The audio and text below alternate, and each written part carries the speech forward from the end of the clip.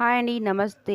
అస్సలాము అలైకుం. Welcome back to our channel. ఈరోజు మనము చికెన్ షామియా ఎలా తయారు చేసుకోవాలో చూపిస్తాను. ఇది చాలా ఈజీ రెసిపీ అండి. చాలా బాగుంటుంది. మనం అన్నం పప్పు చేసుకున్నప్పుడు, లేకపోతే పిల్లలకి ఈవినింగ్ స్నాక్గా కానీ, లంచ్ బాక్స్లో కానీ ఇలా చేసి పెట్టి ఇవ్వచ్చు. చాలా బాగుంటాయి. చాలా టేస్టీగా ఉంటాయి. ఇవి స్నాక్స్ రెసిపీ. ఇవి బెంగళూరులో చాలా ఫేమస్ అన్నమాట. ప్రతి ఒక్కరి ఇంట్లో అన్నం పప్పు చేసినప్పుడు ఇవి చాలా బాగా తయారు చేస్తూ ఉంటారు. ఇప్పుడు రంజాన్ కూడా వస్తుంది కాబట్టి ప్రతి ఒక్కరి ఇంట్లో ఇవి తయారు చేసుకుంటారు. దీనికోసం మనము ఎక్కువగా శ్రమ పడవలసిన అవసరం కూడా లేదు. మనకి ఈ రెసిపీ చేసుకోవడానికి కొంచెం చికెన్ ఉంటే సరిపోతుంది. మరి బెంగళూరులో ఎంతో ఫేమస్ అయిన ఈ చికెన్ షామియా, చికెన్ కట్లెట్ ఎలా తయారు చేసుకోవాలో ఇప్పుడు చూద్దామా. దీన్ని మనం ఈరోజు కుక్కర్లో తయారు చేసుకుంటున్నాము. కుక్కర్ తీసుకొని అందులో ఒక మీడియం సైజు ఆలుగడ్డని తీసుకొని ఇలా ముక్కలుగా చేసి వేసుకోవాలి. తర్వాత నేను 200 గ్రాముల వరకు శనగపప్పు తీసుకొని ఒక హాఫ్ అన్ అవర్ పాటు నానబెట్టాను. దీన్ని కూడా మనం కుక్కర్లోనే వేసుకోవాలి. దీన్ని నానబెట్టకపోయినా కూడా పర్వాలేదు, అప్పటికప్పుడు కూడా చేసుకోవచ్చు. నానబెడితే మనకి ఉడకడానికి తక్కువ టైం పడుతుంది, అందుకని నేను కాసేపు నానబెట్టాను. ఇలా శనగపప్పు కూడా వేసుకున్న తర్వాత ఇందులోనే బోన్లెస్ చికెన్ ఒక పావు కేజీల వరకు తీసుకోవాలి. మీరు కావాలంటే బోన్స్ని సపరేట్గా కూడా తీసేసి వేసుకోవచ్చు. ఇలా చికెన్ వేసుకున్న తర్వాత ఇందులో హోల్ గరం మసాలా వేసుకోవాలి. లవంగాలు, దాల్చిన చెక్క, షాజీరా, అలాగే ఒక మీడియం సైజ్ ఉల్లిపాయని కూడా ఇందులో కట్ చేసి వేసుకోవాలి. తర్వాత కొంచెం కొత్తిమీర, అలాగే పుదీనా కూడా వేసుకోవాలి. కొత్తిమీర, పుదీనా వేసుకోవడం వల్ల మనకి టేస్ట్ అనేది చాలా బాగా వస్తుంది. ఇప్పుడు ఇందులోనే హాఫ్ టీ స్పూన్ వరకు పసుపును కూడా యాడ్ చేసుకుందాము. అలాగే ఒక టీ స్పూన్ వరకు ధనియా పౌడర్ని కూడా వేసుకోవాలి. అలాగే ఒక టీ స్పూన్ వరకు జీలకర్ర పౌడర్ని వేసుకోవాలి. తర్వాత 2 టీ స్పూన్ల వరకు కారం వేసుకోవాలి. అలాగే తర్వాత ఒక టీ స్పూన్ వరకు అల్లం వెల్లుల్లి పేస్ట్ని కూడా ఇందులోనే వేసుకుందాము. అల్లం వెల్లుల్లి పేస్ట్ని ఫ్రెష్గా యూజ్ చేయండి, చాలా మంచి టేస్ట్ వస్తుంది. తర్వాత ఒక టీ స్పూన్ వరకు ఉప్పును కూడా వేసుకుందాం. ఉప్పు, కారం అనేవి మీ టేస్ట్కి తగినట్టుగా వేసుకోవచ్చు. అలాగే ఒక 2-3 పచ్చిమిరపకాయలను కూడా తుంచి ఇందులో వేసుకుందాము. ఇందులో ఒక గ్లాస్ వరకు వాటర్ వేస్తే సరిపోతుంది. మరి ఎక్కువగా వాటర్ వేయవలసిన అవసరం లేదు. ఇప్పుడు వీటన్నింటిని ఒకసారి బాగా మిక్స్ చేసుకుందాము. ఈ మసాలా అంతా చికెన్ ముక్కలకి పట్టేలాగా కింద నుంచి పై వరకు ఒకసారి బాగా మిక్స్ చేస్తే సరిపోతుంది. ఇది వచ్చేసి బిర్యానీ మసాలా. నేను దీన్ని జస్ట్ ఫ్లేవర్ కోసం మాత్రమే యూజ్ చేస్తాను. ఇది ఆప్షనల్, మీ దగ్గర ఉంటే యూజ్ చేయొచ్చు, లేదంటే వేసుకోకపోయినా కూడా పర్వాలేదు. ఒకసారి దీన్ని బాగా కలిపేసుకుందాము. ఇప్పుడు కుక్కర్ మూత పెట్టేసుకుందాము. దీన్ని మనం స్టవ్ మీద మీడియం ఫ్లేమ్లో ఒక 3 నుంచి 4 విజిల్స్ వచ్చే వరకు బాగా కుక్ చేసుకుందాము. మనం శనగపప్పుని నానబెట్టుకున్నాం కాబట్టి తక్కువ టైంలోనే సరిపోతుంది.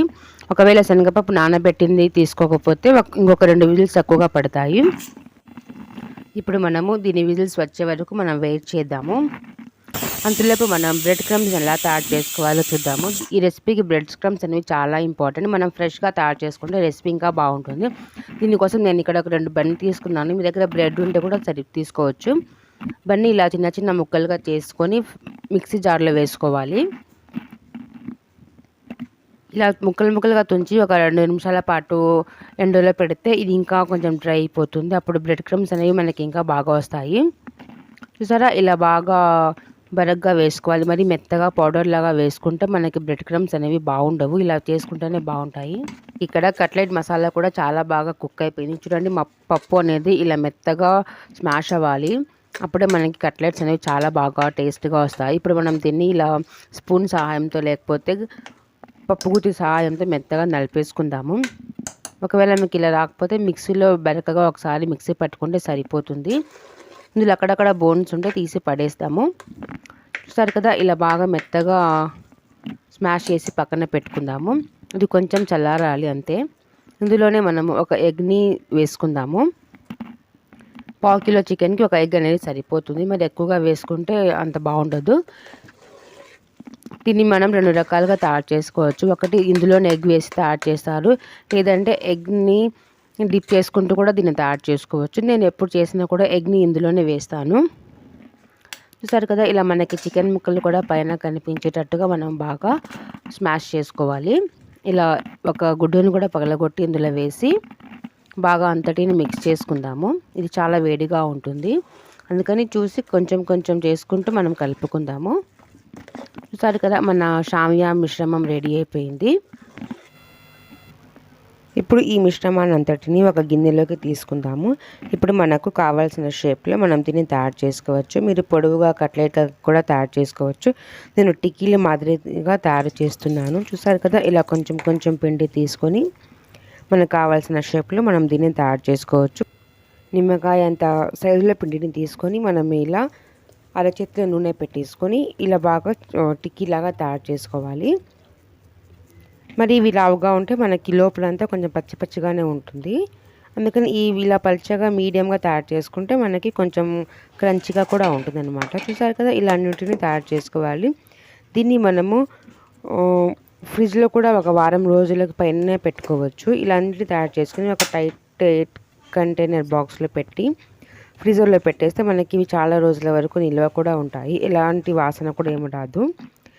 ఇప్పుడు మనము మన చికెన్ కట్లెట్స్ని ఫ్రై చేసుకుందాము. నేను ముందుగానే ప్యాన్ పెట్టి అందులో కొంచెం ఆయిల్ వేసాను. దీన్ని మనం షాలో ఫ్రైని చేసుకోవాలి. ఇలా మనం తయారు చేసుకున్న కట్లెట్లని ఇలా బ్రెడ్ క్రమ్స్లో ముంచి రెండు వైపులా బాగా కోటింగ్ చేసుకోవాలి. వాటిని ఇలా నూనె బాగా వేడిన తర్వాత వేసి ఫ్రై చేసుకోవాలన్నమాట. దీనికి షాలో ఫ్రై అయితేనే చాలా బాగుంటుంది. మరి మనం ఎక్కువగా ఆయిల్లో డీప్ చేస్తే అవి అంత టేస్ట్గా కూడా మొత్తం ఆయిలీగా ఉంటుంది. కాబట్టి ఇవి మనకి నూనె కూడా చాలా తక్కువగా పీల్చుకుంటాయి. చూసారా, ఒకవైపు ఇలా మనకి మంచి గోల్డెన్ బ్రౌన్ కలర్ వచ్చిన తర్వాత ఇంకొక వైపు టర్న్ చేసుకుంటూ ఫ్లేమ్ని మీడియం నుంచి హైలో పెట్టుకుంటూ మనము దీన్ని బాగా దూరగా వేయించుకోవాలి. చూడండి ఎంత క్రంచిగా ఉన్నాయి. ఇలా రోజు పిల్లలకి చేసి ఇచ్చినా కూడా వాళ్ళు ఈవినింగ్ స్కూల్ నుండి రాగానే చాలా ఎంజాయ్ చేస్తూ తినేస్తారు. మీరు లంచ్ బాక్స్లో కూడా వీటిని పెట్టొచ్చు. ఇప్పుడు మనకి రంజాన్ స్టార్ట్ అవుతుంది కాబట్టి ఇఫ్తారీలో కూడా ఇవి చాలా బాగా యూజ్ అవుతాయి. దీన్ని మనం ఇలానే కోటింగ్ చేసి ఫ్రిడ్జ్లో పెట్టేసి చాలా రోజుల వరకు నిల్వ కూడా ఉంటాయి. చూసారు కదా ఫ్రెండ్స్, పావు కిలో చికెన్తో మనకి ఇక్కడ 30 నుంచి 40 వరకు మనం టిక్కీలను తయారు చేసుకోవచ్చు. చాలా బాగుంటాయి, చాలా టేస్టీగా ఉంటాయి. మరి వీడియో నచ్చితే మీ ఫ్యామిలీ ఫ్రెండ్స్ అందరితో షేర్ చేయండి, ట్రై చేయండి, ఎంజాయ్ చేయండి.